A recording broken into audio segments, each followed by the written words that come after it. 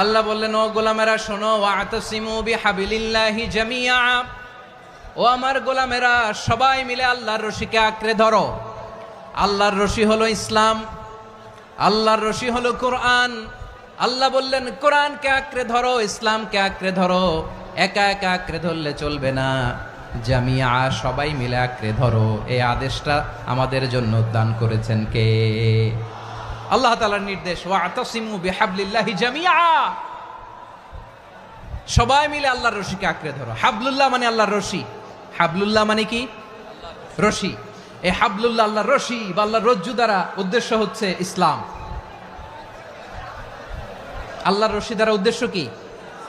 তাফসিরে অনেক ব্যাখ্যা এসেছে। এরকম পরিস্থিতিতে তাফসিরের সূক্ষ্ম সূক্ষ্ম বিষয়গুলো আমরা শোনাতে চাই, কিন্তু পরিবেশ হয়ে ওঠে না। আল্লাহর রজ্জু বা আল্লাহর রশি দ্বারা উদ্দেশ্য হচ্ছে ইসলাম। আল্লাহর রজ্জু